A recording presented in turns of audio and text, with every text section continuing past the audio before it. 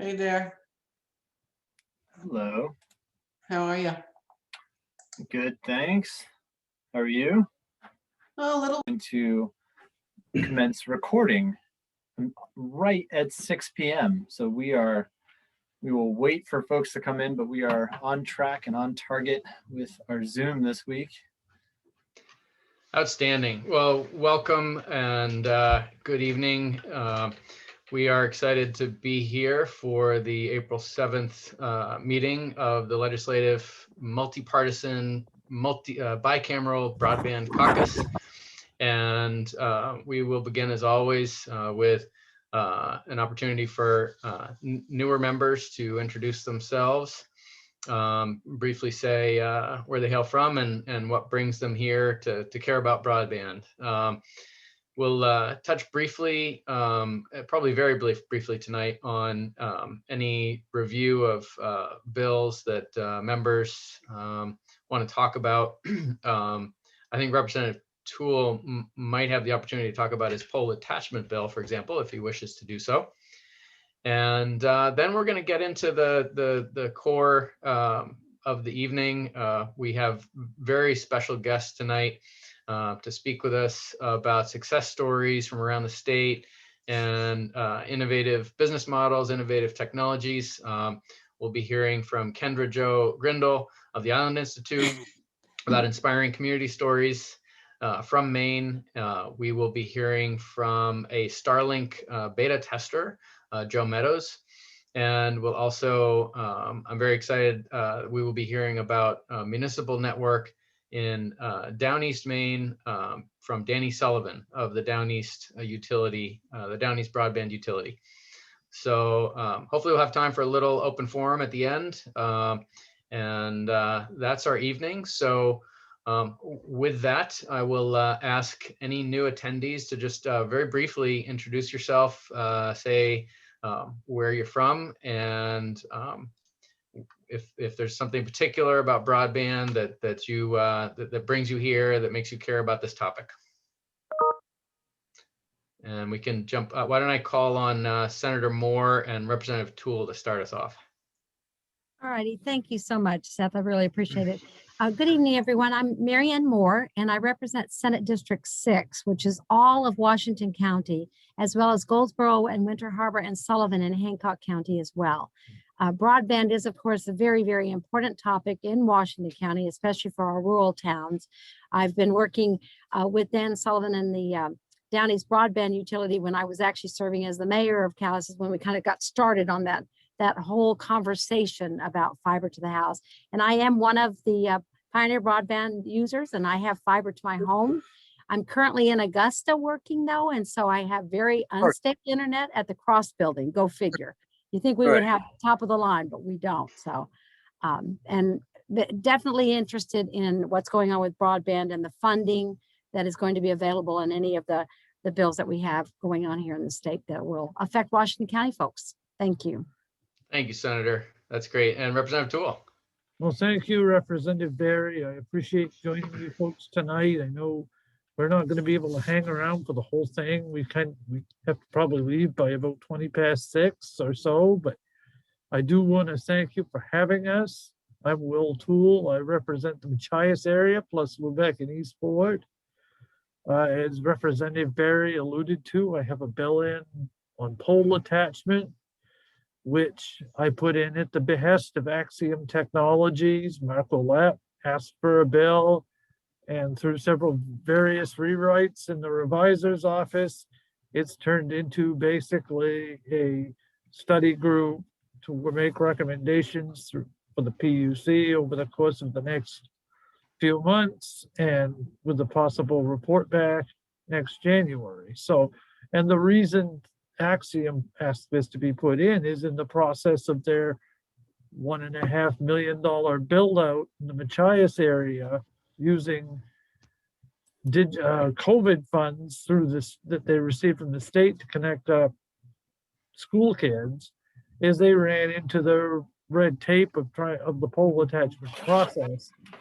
It dragged on for months and months and months, and almost meant that if they hadn't got an extension, they wouldn't have been able to actually do the project. So through that whole discussion, we came to the realization that, we really need to try to loosen some of that red tape up and cut it and try to do things other than funding because there's more than just funding in state. So that's the genesis of that. I certainly see the value of high-speed internet, of broadband. I've been an Axiom customer in East Machias myself for probably 16 years now.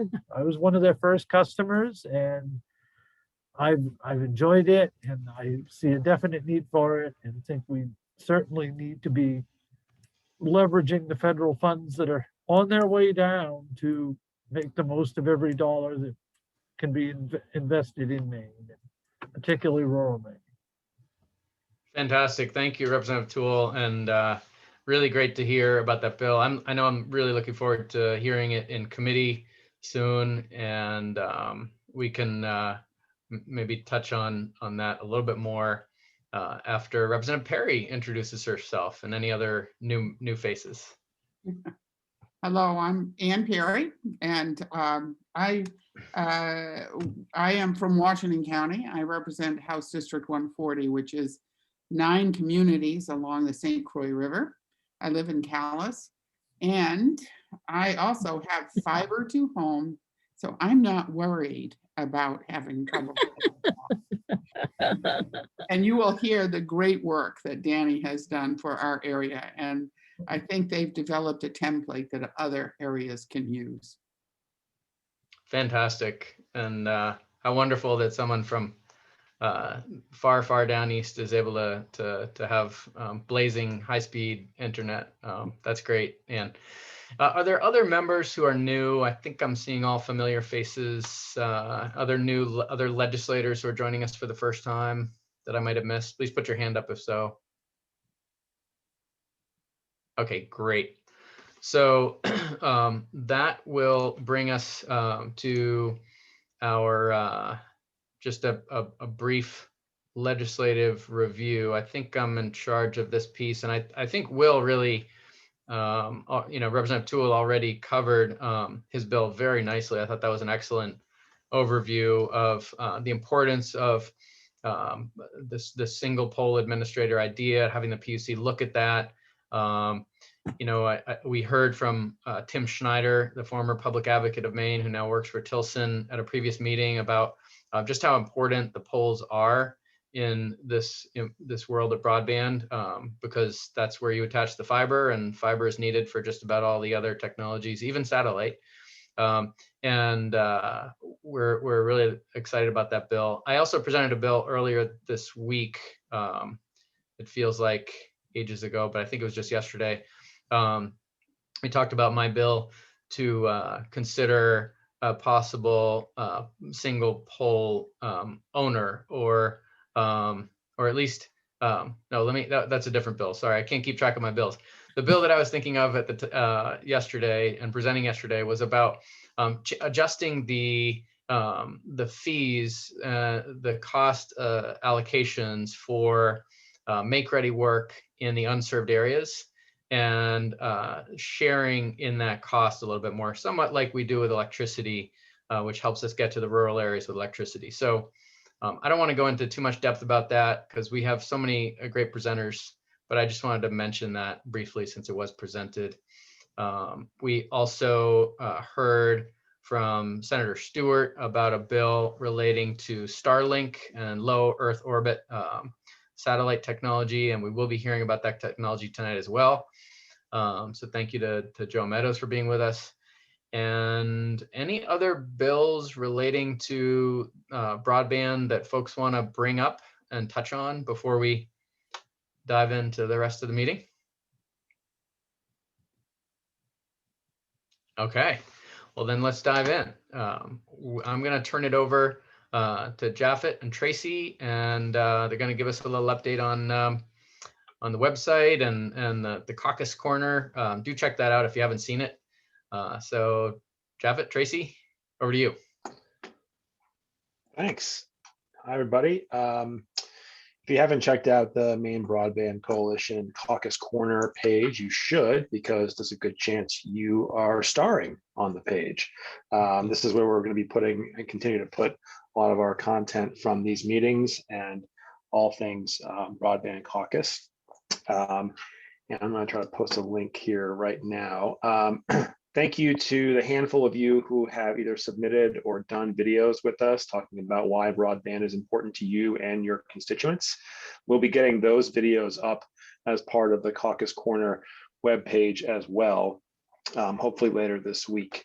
So thank you for that. I'm going to post this link in the chat so folks can see it. I got you. Oh, you got it. Thank you. Too many screens. There you go. So go ahead and check that out. We're also going to, tell your friends and your constituents. They can also watch our meetings. So if they or you miss a meeting like the tonight, you can always tune in a little bit later and scroll through to the important points or the points that you want to listen to. So it's a great way to keep folks engaged and educated on the issue of broadband. Tracy, am I missing other stuff? No, other than to invite guest bloggers who have something that they might want to share, because we would be very happy to share it on the Broadband Coalition website as well. So. Yes, and that's a good reminder. The coalition itself will be promoting and pushing out some of this content. So whether you write a blog post about broadband specifically, it could be anything under the sun, or a video, but we'll have some coalition members may carry that as well. So it's a great way just to let your constituents know, but also the state of Maine know kind of where you stand, what your top concerns are with the issue, and maybe what you're hearing from your part of the state of Maine. So you're not just doing this just for the little broadband coalition site, you're doing it for the entire coalition, which is a lot of organizations working on this.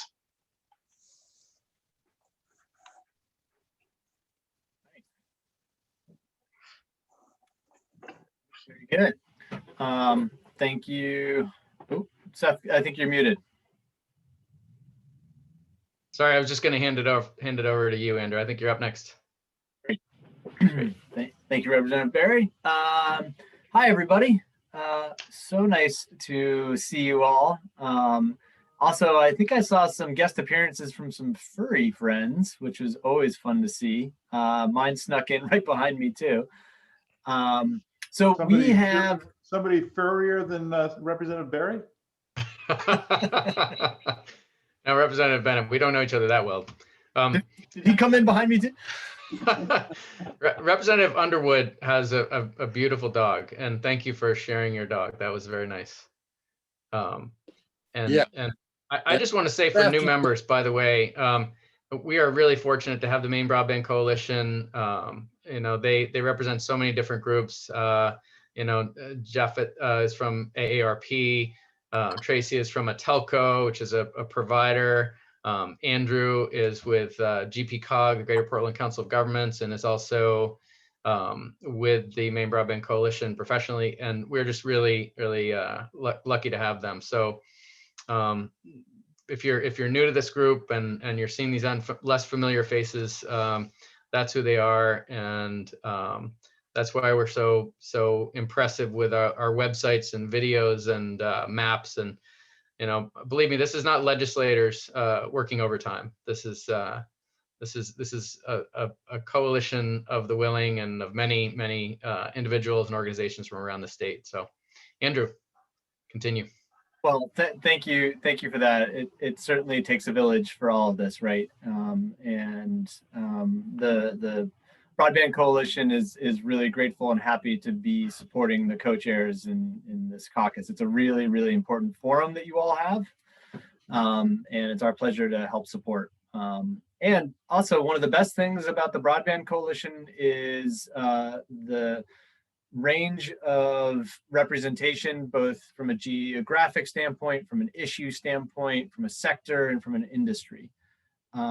And so it makes it relatively easy for us to tap into the amazing expertise that exists throughout the state in a number of different ways, so that we can engage critical partners like Kendra Joe and the Island Institute and Danny Sullivan with Down East Utility Broadband to plug in and share some of their insight and expertise. And so, you know, when we started this a couple weeks ago or a couple months ago now at this point, you all gave us some insights as to some of the content that you wanted to spend some time discussing and hearing about, in addition to some of the active legislation that will require your attention and awareness as well. And so tonight's focus is very much on a deep dive on a spectrum of issues, from everything from inspiring stories that communities are working towards and lessons and perspectives from a community standpoint,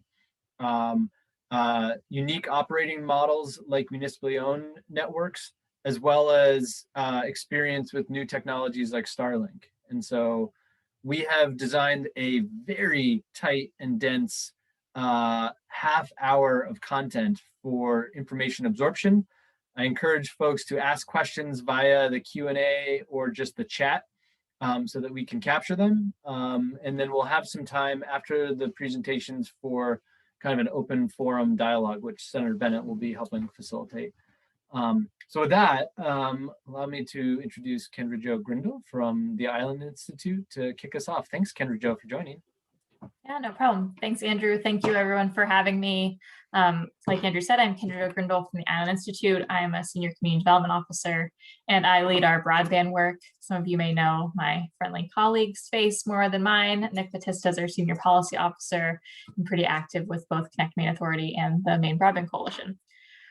So I was asked to talk a little bit about some stories of communities in Maine. Just so that you're all aware, this feels like a really big build year for a lot of our communities, mostly because of the $15 million bond that was put forward. So when we have been talking about success stories over the last couple of years, the same names popped up because there just wasn't the funding available to really see projects move forward. Those that did, just going to make sure that my internet is off on my phone so my connection stays pretty stable. Those that did were able to, pool on their community for the most part to fund their build or fund their part in a private-public partnership with a provider. As I was sitting here thinking of communities to talk about, I was just feeling like another one was building this year and another one was building this year and another one was building this year. So I just hope that you keep your eyes on the fact that there are going to be a handful of even more success stories pop up over the next year, because this build season is going to be a pretty dense one. So when we look at communities and we talk about the models, and they've all been models so far for various reasons. So when we think about a community of success, I tend to first think of some of our USDA communities that were able to pool on federal funding that's not easy to come by and takes a lot of local support and capacity and partnership with a provider and the Maine Broadband Coalition partners like the Island Institute and Sunrise County Economic Council to really move forward those projects. So in this year alone, we're looking at Broke Bluffs, Monhegan, and Aroustic that have received Reconnect funding from the federal government. They were awarded last year. They're still working through. Just federal funding takes a lot of time and effort to get through all of the logistics and get to the point of build, but they are kind of right on the cusp of submitting full process and being able to really break ground on the towers and that they have, and then starting to connect people over the course of the next 6 months, 6 to 12 months, which is just really incredible. We've seen that source of funding become more difficult to access, and that's where the state playing a role in not just supplementing some of that funding and helping them to leverage those dollars, but also in helping them navigate and bring their voice into that process. So providing comment to the USDA so that the federal funding remains not just open, but accessible for rural communities and how we think of rural communities. We are not the same as rural communities in the Midwest. We are unique. New England is, unique, different, topography looks different, capacity looks different. And so it's been really incredible to see them not only move forward their projects, but become advocates on behalf of other communities to make sure that that process gets a little bit easier for future communities. There are also some of the communities that I look at when it comes to community engagement. Rope Bluffs, a small community down east, for those of you that aren't aware of where it is, they modeled a little bit after Cranberry Isles and said, this is important to the sustainability and longevity of our community. And we're able to go to vote for a full funding of their municipally owned fiber system, regardless of the USDA support. They had never carried a debt of that amount. Close to $1 million is pretty substantial when you're looking at such a small community, and they're not accustomed to that. It's a good majority of their annual operating budget for their town. And so to see that community come together and the select board at the time, and now this current select board, really engage around stories and around what it not only means in the short term for their community, but in the long term as well. And so regardless of that grant funding, they were prepared to move forward. And there have been times in the grant funding process where they said, do we just fund it ourselves and keep moving forward? And it's been good to see how they've come together around those conversations and decided to continue to move forward with the USDA with support of their provider down there. So looking at a regional model, I tend to look at the Greater Franklin Council of Governments and their or Economic Council, sorry, and their regional effort, because it's pretty difficult to get communities working together past the planning process. I know Joe because I help support a regional effort in his area, and there's such a great mix of communities that can come together around the table because broadband is so important, and it is a network. You are reliant on your neighbors. Islands are a little special in the sense that it's their own network. They don't have to talk to other people. When you look at the mainland, it's really critical to be talking to your neighbors, even just to know what they're thinking and what they're prioritizing, and bringing them along. If in the end they decide to work separately, that's fine. But to get communities not only planning together, but really committed to investing in a project together is really incredible. And I'm not going to steal Danny's thunder at all, but Caucus and Baileyville are an incredible model as well of two communities that were able to work together, kind of get past that financial hurdle. And so looking at the Franklin County model, one thing that's been something that we're still kind of watching is how they roll it out in phases. So when you look at the full county model, it's millions and millions of dollars, and they've been able to leverage some state funding and some federal funding, but how they're able to break it down in a phased approach so that it's not just tackling the entire project at once, but really tackling these multiple phases over a course of time and bringing the community together through that. And I think having Charlie Woolworth at Greater Franklin has been kind of the linchpin that's held them all together. And it's something that we are starting to identify more and more is the role that counties, COGS, county economic councils can really play in holding communities together and keeping them moving forward and focused together. Because as we know, there's so many infrastructure projects on people's minds. And this is, one that is a thread through so many elements of our community, whether it's economics or social. Broadband is always there. It's always in the conversation. And so it's been, really, really incredible to watch how he navigates those conversations and have other communities start to model after that and other regional efforts start to model after that. And I think we're going to see that occur more and more as the funding from the federal government and the American Rescue Plan comes through, and what we hope would be more funding at the state level. So I think we're all watching this $15 million bond and the 2 phases of grants. And I hope this is not the last conversation that we have. And in the future, there'll be even more success stories, and those communities will be able to talk to them.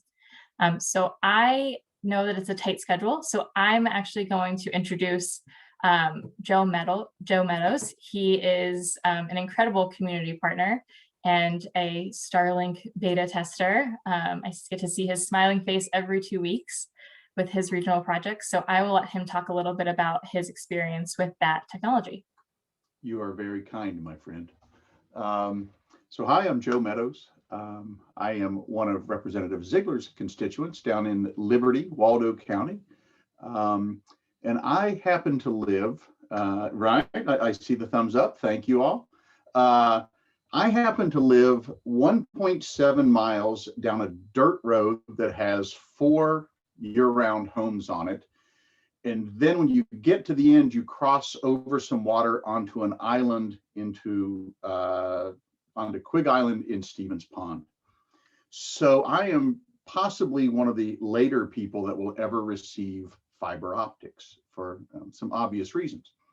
But I own and still work in a management consulting company that I founded that's actually headquartered down in Pennsylvania where we used to live, but we've live up in Maine full time now, and I still wanted to serve my clients.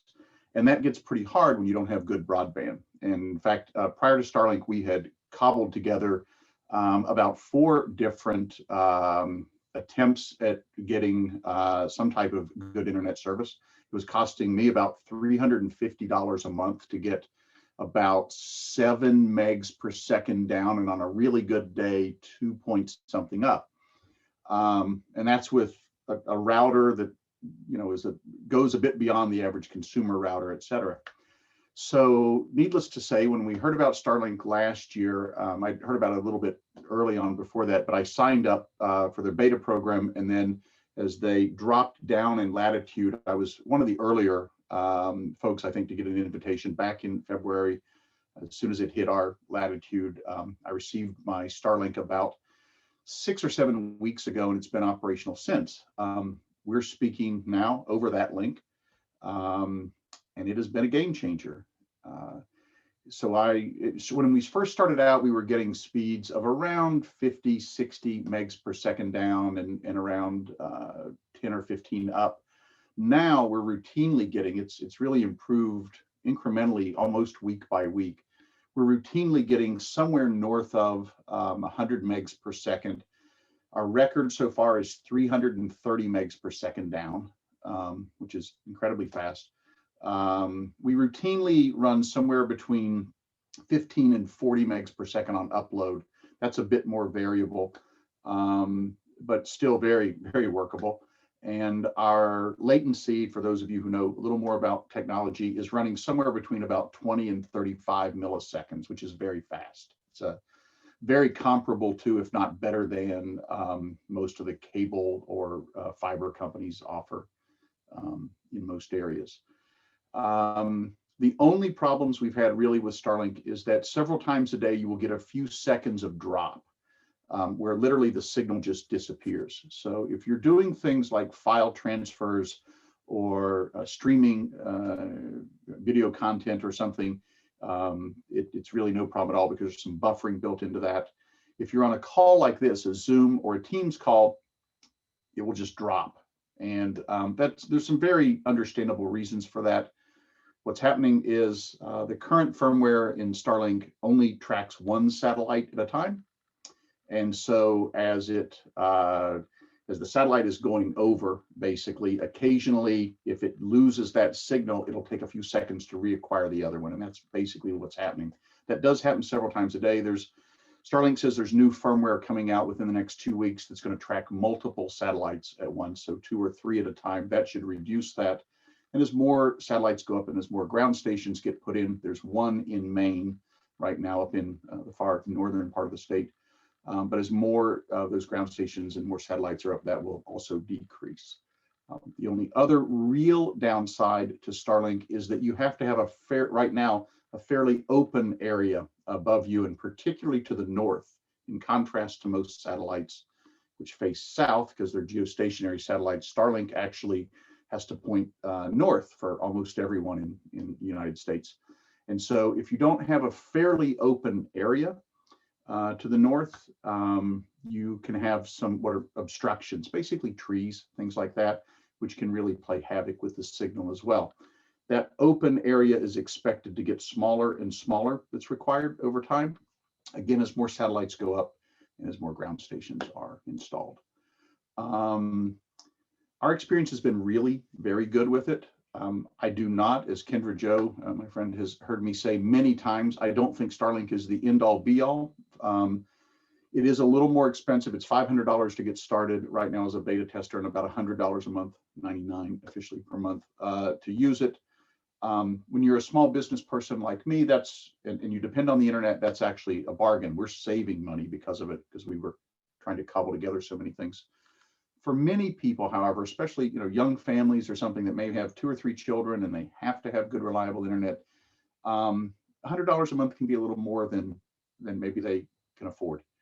And so I certainly don't think this is the be all end all. I think it's one important component. If you, like me, want to live in a very remote area where you can spend 15 seconds at the end of the day and you're inside your kayak, it's a game changer. It's a lifesaver. And I do that regularly in the months, summer months especially. I'm looking out at the lake now. But at the same time, as Kendra Joe has heard me say, I am a strong advocate for the fact that we need probably multiple ways of having our citizens have access to broadband. Fiber, I think, is the backbone of that. I don't think there's anyone that really now that questions that.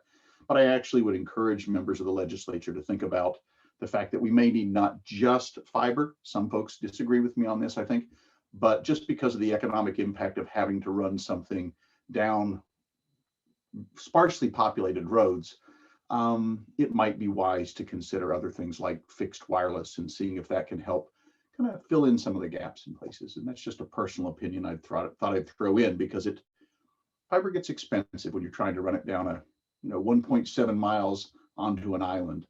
And so that's something I think we have to all think about. Andrew, I told you that I had to run out. I have a fire department meeting tonight. Some of you know my friend Bill Gillespie, who's our chief. I texted Bill, always support your local fire departments. Thank you all for doing that. But I texted Bill and told him I'd be a little bit late for our business meeting tonight so that I could stay and answer questions. So with that, I'll let the next panelist go. That's Joe. That's wonderful. Thank you. I'm sure there will be folks with questions, and I did post the link to your blog in the chat if folks haven't seen it. People should know that Joe's blog has the most amount of views and web traffic of any blog in the history of Maine Broadband Coalition blogs. That's funny. So people are curious about it, and it's really good to get experience from the field, and we certainly appreciate the sentiment of all technology solutions on the table and the role of fiber from a long-term and sustainability standpoint. And this is an active conversation that many of us are having, and there's really good sentiment and thoughts in place with various bills in front of the legislature right now. So the timing, Joe, is spectacular. We will have times for questions. I do want to introduce Danny Sullivan from Down East Utility Broadband, whom of course many of you know and may not even need any introduction, but Danny also is a member of the Broadband Coalition Advisory Committee and longtime luminary of connectivity and vision in the state. Danny, thanks so much for joining us tonight. Hi, Andrew. Yep, I'm, as you well know, I get on this subject, I can talk at length. So I, having worked under the legislative shot clock numerous times, I tested myself, and I think I can make this under 10. So I'll begin on how we began. Down East Broadband Utility started when the towns of Caucus and Baileyville, 2 fierce rivals on the high school basketball court, decided that they wanted to work together for joint economic development. To do so, they formed the Down East Economic Development Board and hired a director. The director approached me for ideas on economic development. I was the IT manager at Woodland Pulp and St. Croix Tissue, and I knew firsthand the need for a fast, future-proof fiber internet connection to all our citizens and businesses. I've been a huge advocate of fiber-only networks in Maine for over 15 years. And our mills are highly computerized facilities that operated 24/7, 365 days a year. Any downtime cost the mills thousands of dollars. Our engineers needed a fast, robust way to connect to the mills anytime from anywhere, and that ability was sorely lacking. A quick example of, at one time I had an issue in the mill at 2 a.m. and I needed my software developer to go correct the problem. I had to meet her at the gate, and I took care of her young children, 2 and 3 years old, at the gate while she went in and fixed the problem. Then she came back out and went home, and I went home. We have now fixed that problem. At least it's a little better, but it's well, with the broadband system up and running, it's much better now. So our first step was to assess the need and community support for building this network. We held town meetings. We met with the Lions and Rotary Club. We had small discussion groups. We put posters everywhere to determine interest and see if people were interested in going in this fiber direction. We determined that the need was definitely there. So the next step was, we thought, we'll contact our existing ISPs, the cable and phone companies and other providers, and ask if they would help. We offered to help finance finishing this final fiber mile. As these ISPs, they have fiber all over the state of Maine. They have for years. They all turned us down. They said, nope, we're not interested. We'll build our own networks when we're ready to do it. So knowing that, we said, okay, can we do this ourselves? So we decided to do a feasibility study. We came back and said, yes, this is a viable project. We think we can make it work. Next step was to conduct an engineering study to determine the exact cost. Once we knew that, 2017, we went back to town councils and city officials with hard numbers to re-gauge support to make sure that they wanted to continue. It was universally there. So in 2017, the Down East Economic Development Board formed the Down East Broadband Utility to oversee the project. The board was comprised of 2 members of each town council, each town and city manager, and 1 member at large, which is me. We submitted RFPs to contractors and then selected one to build the network. In 2018, the construction began. Completion took approximately 24 months. We are now at about 97% covering both those towns. We have 2 rural areas that we're finishing up this summer. That'll make it 100%. We've also added Alexander has now decided to join DBU, and we're in the process of getting their construction going. So what did we build? We built a municipally owned open access dark fiber home run network. Now, for those that don't understand, a home run network is a single piece of fiber going to every single person who wants the connection. We're not putting splitters in. We're in a fiber network. You could put a splitter and go to 32 homes. We decided, in order to keep the future-proof piece of this viable, to run a single strand of fiber to every person who wanted it. This system allows multiple ISPs to be on the network to compete for our subscribers' business, which increases competition, lowers costs. Now, the financials on how we were able to pull this off, we contacted numerous banks to provide the loans, and we had numbers of them come back to us with varying rates. It was very competitive. They were all very anxious to allow us to borrow money. The reason for that was the towns agreed that if this network were to fail, that the towns would then back the loans. But that's only if the network were to fail. The way the system works is the loans are paid back by those who subscribe to the network. So when someone signs up for internet service at one of our ISPs, a portion of what they pay that ISP is then paid directly to DBU, Down East Broadband Utility, which uses that to pay back the loans, pay for maintenance on the network, and for the network operator. So no taxes are raised on the citizens of Caucus and Baileyville. If you don't want the service, you're not forced to pay for it. So construction was financed by way of a line of credit, including debt payments to build the network. Next year, we'll be converting that to a long-term loan. Our length is looking at probably 20 years, but we'll assess that once we get our full subscriber rate. Now, this network is a community-owned service similar to roads and sewer outside the influences of out-of-state boards and shareholders. The dollars go back into the community. They don't go to an outside company. The fiber assets are owned by these towns. After the debt is paid and the network is completely paid for, there will be ongoing revenue coming back to the towns. Another town, Alexander, as I mentioned, has joined DBU, and we're working actively to get them connected. I have been personally contacted by over 30 communities all across Maine and as far away as Texas for information on how this was accomplished. There is a palpable need, as everybody in this room knows, for this across our country, certainly in Maine. This model is a true home run fiber network, as I mentioned. We believe a good use of the soon to be incoming stimulus dollars, public dollars, would be to help build more municipally owned broadband networks like DBU in towns and cities all across Maine. To use these public funds to build an actual asset that's owned by the public that provided the funds. This does not stop existing ISPs from doing business in Maine. This really surprised me.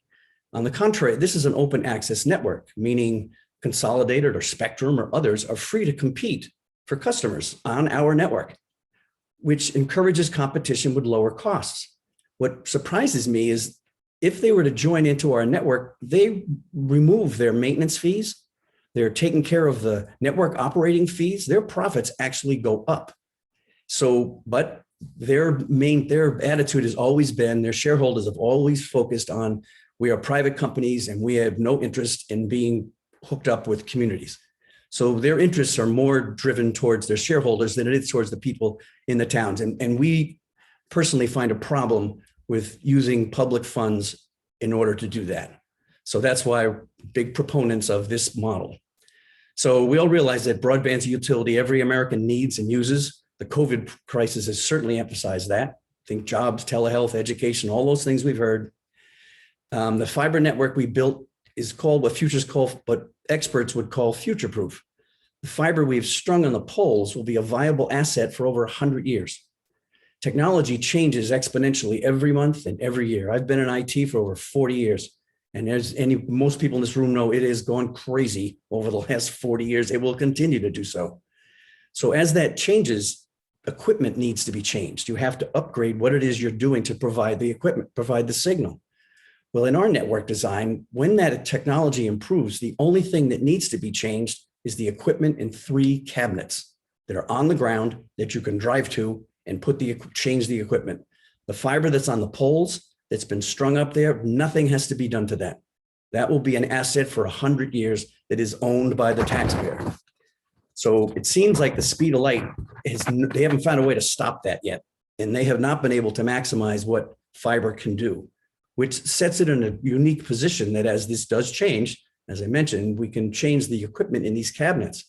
Technologies like satellite or cell towers, they are physical changes that are up in the air. If the technology changes and those satellites no longer can handle what the new stuff is coming, you've either got to put up new satellites, which are in cell towers the same way. You got to climb up, you got to change equipment. That increases costs. And those costs always come back down to the consumer. So we think that's a huge reason for the future-proof piece. And there's reasons that the backbone of the internet is fiber, the middle of it is fiber. The only reason that the last mile has not been fiber is the perceived cost to do so. We can tell you by DBU's financial model, this was not an expensive network. I mean, it is money, it's real money, but in long-term value and what it does to the asset value of our homes and our businesses, as well as attracting new businesses, has been exponential. So the towns of Caucus and Baileyville and Alexander have changed that equation. Down East broadband utilities, ISPs, we're signing up customers daily, showing that when Mainers see a problem, they fix the problem. And we've seen immense support once we showed the solution. So we believe DBU is a success story in a very rural, economically challenged part of Maine. Our citizens saw a need, recognized a future-proof solution, and went ahead and built a world-class network. We all know the need and desire for broadband exists. DBU believes it up to all of us to make the best use of public dollars and build those world-class fiber municipally owned networks all across Maine. I'm going to finish there with one last request of Andrew. If you could do me a favor and not call us Down East Utility Broadband. The acronym DUB just doesn't flow off the tongue as well as DBA, which is Down East Broadband Utility. Dan, I'm so sorry. That's quite all right. Been pulling it from the website. My mistake. That's quite all right. Thank you. Leave it to a guy with the last name of Butcher to mess up a name. I mean, I do my kind no service. Danny, thank you so much. I know many of us are very inspired and for the story and grateful for the sharing of insights and experience. Senator Bennett, I'll hand to you for facilitating our Q&A. Thank you so much, Andrew. And my God, what great inspiring stories from Kendra, Joe, and Danny and Joe. Thank you. I know Joe in particular has places to go and people to see and public service ahead of him this evening. So I wanted to just start with questions for Joe, if we could. I see one that Representative Grochowski put in the chat here. Is there a data cap for Starlink?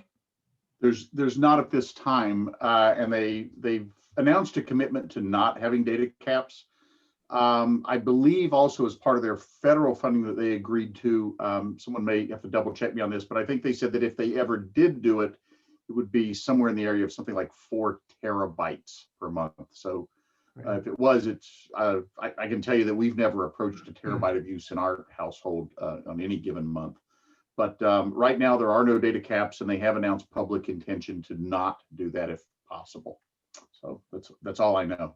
Great. There's another question here, or a point, or a question from Representative Barry, who, I think most of us are agnostic about particular technologies, but we have to be cognizant of the fact that sometimes they might tread on each other a little bit on the margins. And Representative Barry asked the question about, the people who sign up for Starlink, they no longer want fiber, and does it make it harder to finance fiber builds? I think it's a real question. And that's obviously something that all of you on this call are going to debate far more than the bald guy from Liberty. But the thing that I would say is I think Representative Barry raises a really good point. And it's something that Kendra, Joe, and I and others in our local coalition, right, the Southwestern Waldo County Broadband Coalition, are really considering. I had to have something, a solution, if it was at all possible. So I signed up for Starlink, and I I can afford Starlink. Some of the folks that I hold very dear in this community would struggle with that. I think it's something that it would not make sense to say, well, you can't have Starlink because, we have to try to have things for everyone. We don't, limit the car that people can drive or the truck that they can buy. At the same time, because this is something closer to, it's becoming a necessity, we're going to have to think long and hard about how we encourage affordable fiber, is all I can tell you as a Starlink user. I will tell you that that my wife and I have already said that if fiber becomes available here and we can sign up for it without a huge installation cost, we would do that. And we might still run Starlink. I depend on the internet to make a living. So I still have Red Zone, our fixed wireless provider, as a backup. Right? So I'm paying for 2 connections right now still. That's about all I can say. I'm just a user on this, and you folks are far better public servants and public policy minded folks. But I would say that I think it's a very valid question, and one that it's one of those societal questions that's going to have to be tackled. That's all I can really tell you. Yeah, thank you for your insights, Joe. Really appreciate your coming on and telling. And I'd encourage everybody to read your blog. Any other questions for Joe before he has to go off to the fire department? If I could just add on, just real quick, add on to what Joe said. I think in some of the committees that we are seeing have Starlink come online, Swans Island was one of the first cells turned on, and they have upwards of about 30 people. I think their cell limits, there are some limitations. They can only have 60 Starlink customers in their community. But they see it as a short-term solution and are continuing to work on a long-term solution. And that's kind of what I'm hearing from a lot of committees. It's not slowing down their broadband work. It's not slowing down the conversations they have. They are excited that there is a short-term solution to get people connected if it's possible, but still see it as it's another service that they don't really have a stake in. They don't have control of. They can't regulate the cost, and they can't regulate the speed or the saturation rates of it. So it really hasn't slowed down any of the work. If anything, it's just kind of spurred it forward a little bit more. And I think on the other side of the funding piece, the conversation in many communities is, if we're going to put our money in it, we want to own some of it, part of it, all of it. just like a road. And we want that, whatever that investment is and whatever that technology is, to outlive the length of us paying for it. Yeah. So if you're looking at, a bond, municipal bond for 20 years, you want that technology to outlive that 20-year or 15-year, whatever that is. And I think that's where you start to get in the conversations that guide individual communities to the technology, to the provider, and make it so that they have to be talking about community-wide and universal and affordable and equitable. And that's where those conversations really start to go. Yeah, thank you. I see Dan has a comment, and before he makes his comment, I'd like to just warn all of you legislators that we're going to be relying on you for some really thoughtful questions at the conclusion of Dan's comment. Go ahead. I just wanted to add something that Joe brought up that I didn't bring up in my brief talk there, that the affordability of what we've done at Down East Broadband Utility, Yeah. they're providing 100 by 100 symmetrical connection for $59 a month with no installation charges. So a customer wants to come online, they've got 100 by 100 symmetrical connection for $59 a month. That makes it very affordable for a lot of people. And that's just the beginning. You can go all the way up to a gig for $179 a month. So if somebody wanted more, they certainly can get it, but it's an affordable entry and it's less expensive than the present cable and phone companies are charging. May I ask about the pricing there? Because you're an open access network, so basically dark fiber. And then how do you set pricing then if people are accessing different kinds of lit fiber? We let the ISPs do the competing, and which then benefits the consumer because we sit back and wait for the ISPs to battle it out as to how they want our business. We have one ISP right now. We're in conversation with a couple of others. But presently, the one we have is charging $59 a month. And people that we're pulling the business from are paying over $200, $250 a month for their existing connections, which are nowhere near as robust. So let me just drill down on that a little bit. So does your local authority there, you pick one ISP, or can people access different ISPs across your dark fiber?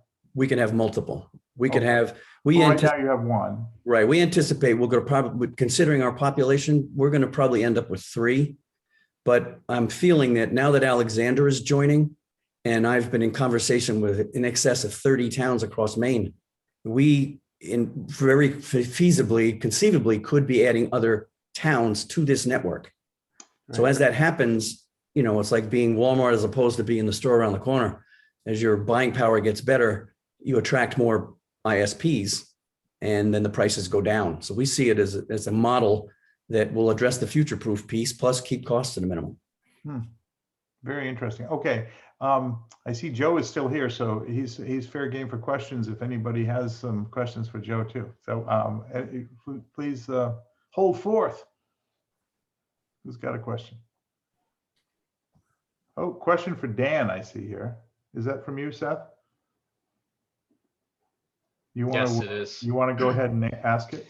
Dan, we are hoping to have Susan Crawford come and visit our caucus sometime soon. I'm just curious if you've read her book. It's called Fiber, and if so, do you recommend it for all of us?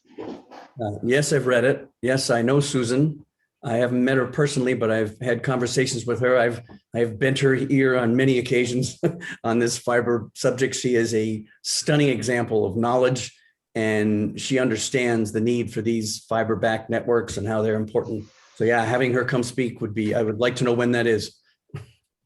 Great, well, we'll invite you back. And I see Senator Bennett held up his copy for us. We'll try to get copies for the whole caucus. It is a great read. Yeah. Any other questions for? Sorry, Rick. Over to you.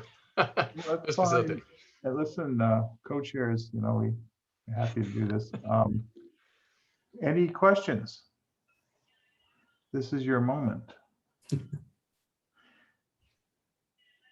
So I have a question for Joe, since you're still here. I don't know, you may not be able to answer, but one of the concerns that's been raised about low Earth orbit satellites is to get them to the level of connectedness that might be necessary and reliability, there may be, we may need like lots and lots and lots of them.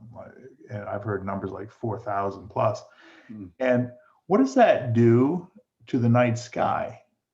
I've heard people express the concern that it might be just like this seething night sky full of right now we see an occasional satellite and we say, oh, look at that. That's kind of cool. But do you have any thoughts on that or any knowledge about it?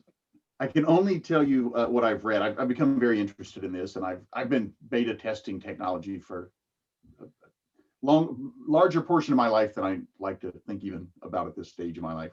But from what I understand, so these satellites apparently do not emit light, right? So they don't have lights on them that are shining. The problem has primarily been in reflected light, as it is with many things that are up there. My only knowledge of it really is that they appear in the early days, they were not taking any steps to position the satellites the way they were turned to limit that. And the material on the outside of them apparently was fairly reflective. My understanding is, from what I've read, I actively read the Reddit forums on this and pretty much anything put out by Starlink and SpaceX on this subject.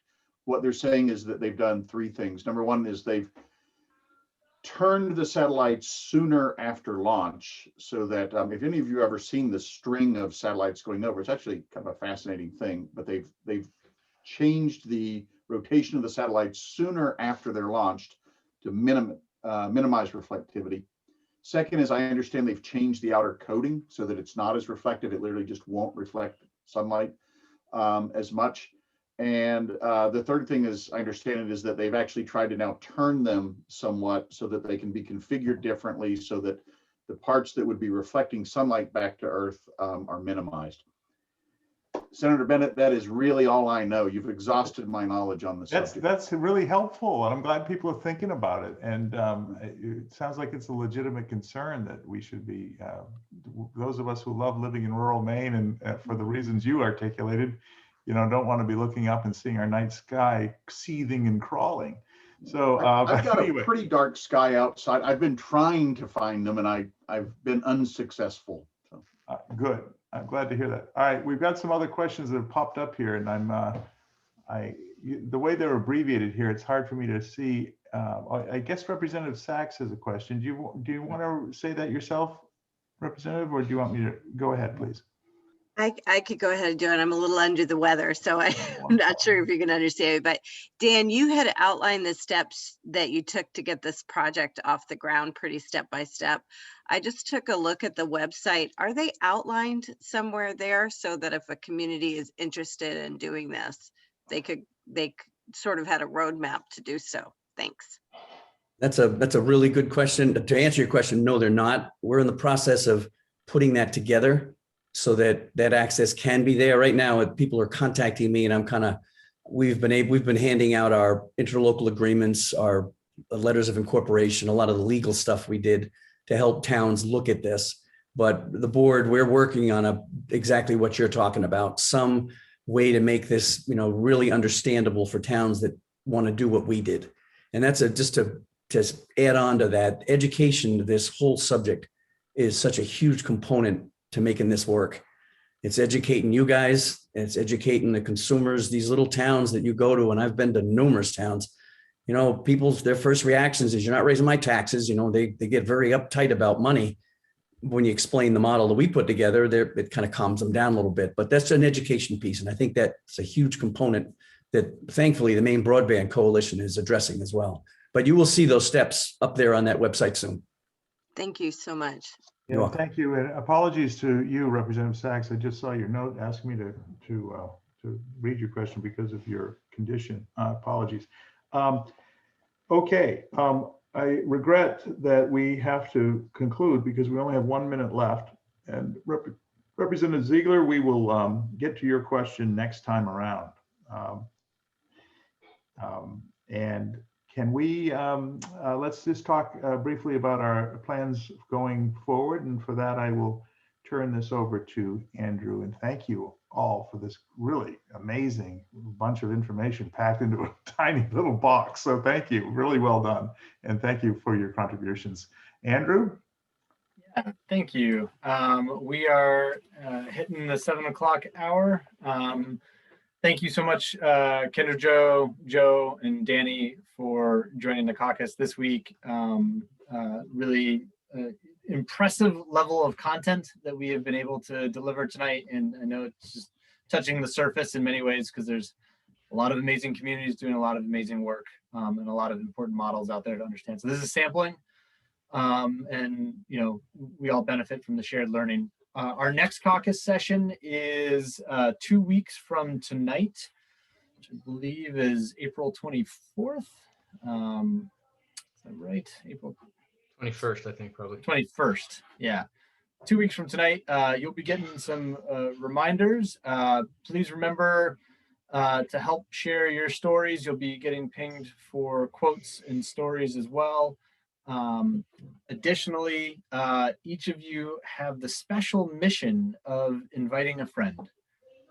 So obviously it's a busy time and a busy season, but please continue to do your part in bringing a friend for these sessions. The last thing I will share is that Broadband Coalition is continuing our effort of demonstrating solutions and innovations at the frontier of our digital infrastructure here in Maine, and have an amazing session scoped tomorrow that I'm putting a link to for a digital frontier session featuring our forestry, fishing, and farming communities and representatives from each sector in a natural resources focus of a digital frontier session.